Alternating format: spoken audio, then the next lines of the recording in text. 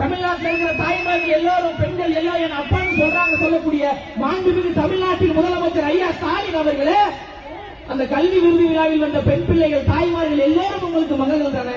நீங்க அப்பான்னு சொன்னா அவங்க எல்லாம் மகள்கள் தானே. உங்கள் மகள்களை குறித்து மிக கேவலமாக அயோக்கியத்தனமாக இழிவாக பேசியிருக்காரு உங்க கூட்டணி கட்சியை சார்ந்த ஒரு நபர். அதையா நீங்க கண்டிக்கல? அது குறித்து எந்த வாய் திறந்து நீங்க பேசல? அப்ப நீங்க அப்பா கிடையாது இல்ல, போலி தானே.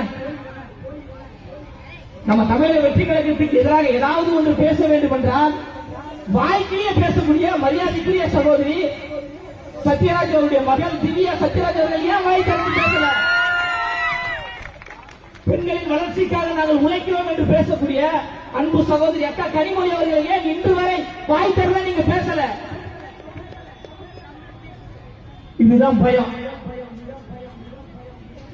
நம்மளை எதிர்ப்பதற்கு திராணி இல்லாமல் கூலி ஆட்களை வைத்துக் கொண்டு ஆபாசமாக அசிங்கமாக பேசுகிறார்கள் என்றால் நம்மளிடம் அவர்கள் எப்பொழுதோ தோற்றுவிட்டார்கள் என்று அர்த்தம்.